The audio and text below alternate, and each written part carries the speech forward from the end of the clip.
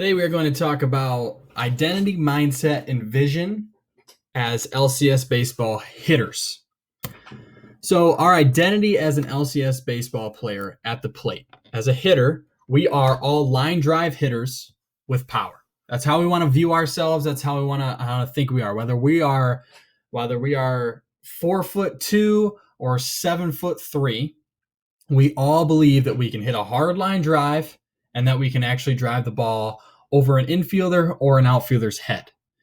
Power isn't always dropping 27 bombs a year. It is being able to drive the ball consistently. We also want to be identified as aggressive competitors. Anytime somebody plays us, we want to be known as the team that is always ready to compete, never giving up an at-bat.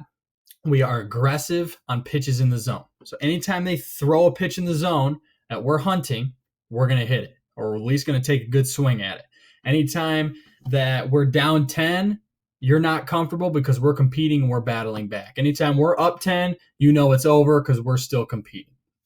That's our identity at the plate.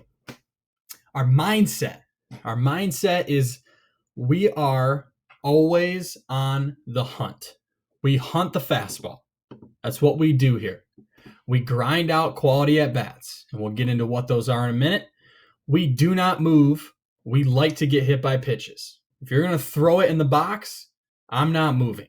I have to look like I'm moving a little bit to make sure the umpire doesn't make me stay, but I'm staying there. I'm not ducking out of the way. I'm not crying when I get hit. I'm getting hit. I'm running to first base, and I'm cheering because now I'm on base and now we can score a run. We take the extra base. The second I put the ball in play, if it gets through the infield, I am looking to get on second base. Now, I'm not being crazy with it, but if they're going to give that to me, I'm going to take it. We like aggressive mistakes in this program. Also, we hit with 2 strikes. We are going to hit even if we have 2 strikes. We are not going to be that program that's like strikeouts are cool. Yeah, that's awesome. No, we are going to choke up a little bit. We're going to make an adjustment. We're going to grind out. We're going to stay aggressive. We're going to stay competitive. Even if we're down in the count, we're down 2 strikes. So that being said, let's get into what a quality at bat is. So a quality at bat is any at bat that helps the team win. It's any at bat that helps the team win. We track quality at bats at the varsity level. We have a belt. We have a quality at bat belt that you get. We pick a new champion each week. That guy gets to wear the belt to the field every single day. He has to protect it, but he earns it by racking up quality at bats, whether it's in an inter squad or in a real game. So a quality at bat is any hard contact, whether it's an out or a hit. Hard contact, quality at bat. Hits, quality at bats. A walk or a hit by pitch, that is a quality at bat. 2-strike toughness. So we mentioned before that we hit with 2 strikes. We also want to be pesky with 2 strikes. So if I get to 2 strikes and I see 4 or more pitches after I get to 2 strikes, automatic quality at bat, even if I strike out, even if I get out. No matter what, that's a quality at bat. The next one is if I execute any type of situation. If I lay down a bunt, if I hit a ground ball to second base with a runner on second and move him to third, that's a quality at bat. If I hit a sac fly, quality at bat. If I lay down a sacrifice bunt to score a run, quality at bat. An RBI, which is not on this list, any RBI is also a quality at bat. So in order to ensure that we're able to compete well and that we're able to have quality at bats, we need to know as hitters where we need to look, what we need to see in order to even be able to get the bat near the ball. A lot of times we go right to teaching mechanics and we don't quite teach kids where to look and what they're looking for. So if our goal and our identity is to be line drive hitters with power, our main goal every at bat is to hit a hard line drive over the infielders and outfielders' heads. In order to do that, we need to be able to see the inside of the baseball. So we want to teach our athletes to actually try to find the inside part of the baseball while the ball's coming at them in the air. And then we want to try to teach them to be able to hit that inside of the baseball out in front of the plate. Line drives are created in front of the plate, not over the plate or behind the plate. So we need to make sure that we are able to see the inside part of the baseball and hit the inside part of the baseball where we're supposed to hit it in order to create a line drive. So let's get into how we do that. So we want to teach our guys that we're split the ball into a half. Okay, we have a 1 and we have a 2. If I'm a right-handed hitter, a 1 is the part of the ball that's closest to me. It's the inside of the ball. If I'm a left-handed hitter, a 1 would be the part on the right side that's closest to me. But right now, we're just going to talk like I'm a right-handed hitter, and we're going to train it like that for right now. We want to teach our guys to be able to see a 1 and hit a 1 out of the pitcher's hand. It's a kind of a tricky concept to teach, but the second that they get it down, quality of contact is really able to go up. Okay, so we want to teach them to try to see a 1. Visualize a 1 on the inside part of the baseball and try to hit that with the barrel of your bat. Hit a 1.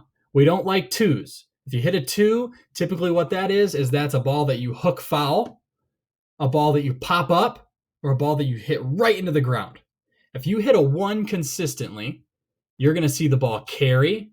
You're going to hit ball really hard to center field and to the gaps. Those are 1s. So that's what we want to do. We want to see a 1. So now let's talk about where to find a 1, where to find the ball. So we want to find the ball in what we call the pitcher's window. So the pitcher's window on Clayton Kershaw right here, a left-handed pitcher, it's going to be wherever they release the ball. We want to make a box around their shoulder, out in the middle of nowhere up here, come around. Wherever they release the ball, we want to put a box around it, and we call that the window. Well, if I'm a right-handed hitter, I'm facing Clayton Kershaw, the pitcher's window is right here, and I am trying to find a 1, which would be right there. My 1 would be right there. So let's talk and let's look through a pitch delivered by Max Scherzer. I'll pause it as best I can the first time on his pitcher's window. So he's going through his windup.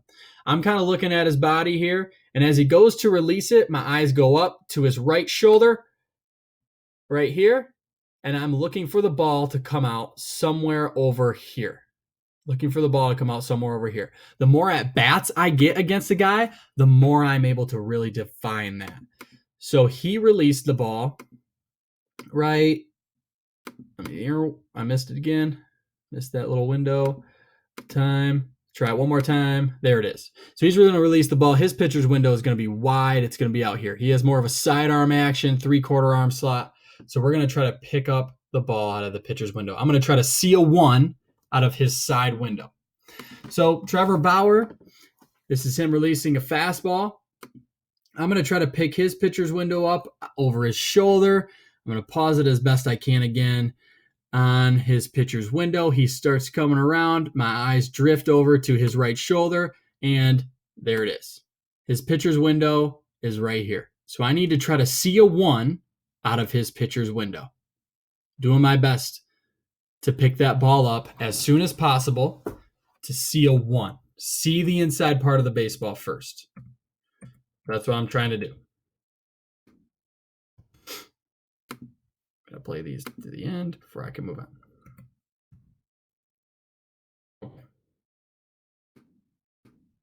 So, talk about where to find the ball. Now we're going to talk about where to hit the ball. So we've picked it up out of the pitcher's window. It's coming after us. And now we are trying to hit the inside of the ball. We're trying to hit a 1, and we're trying to hit a 1 out in front of the plate. These boxes are as if I was a right-handed hitter in this box over here in the right-handed hitting box. Our saying is the party is out front. So we want to party out front. You party out front, you're able to hit a line drive. You're able to hit a line drive anywhere on the field. On the inside part, if we're going to pull a baseball, we make contact further out in front of the plate. If we're going to drive a ball up the middle, we're hitting it out in front of the plate, but a little bit closer. In this green box over here is where we drive balls to the opposite field. All 3 boxes, they're not absolute. This is just a general idea of where a right-handed hitter would make contact for different portions. So if he's pulling an inside pitch, he's going to make contact roughly in this area. If he's pulling a middle, or if he's hitting a middle pitch up the middle, he's going to hit it right in front of this area. If he's hitting an outside pitch to his outside gap, his oppo gap, he's going to hit it right around this area.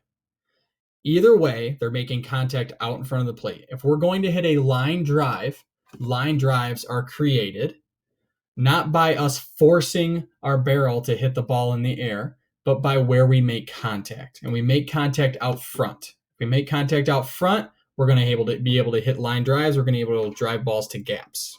If I'm a left-handed hitter, this is exactly opposite. My inside pitch, I'm making contact out here. Middle is going to stay the same. And my outside pitch, I'm going to be making contact right in here.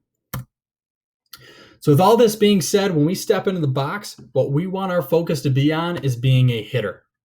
We want to just be a hitter. I don't want swingers. I don't want guys who just go up there and swing with no plan, no anything. We need to be a hitter. So to be a hitter, what you need to do is you need to be able to know what you're looking for, how to find it, and you also need to be able to have a plan. So you need to have a plan. If you are a hunter, typically when you go hunting, you have a plan. You know where you're going to stand. You know what weapon you're going to use. You know what camouflage you're going to have on. You plan your hunt.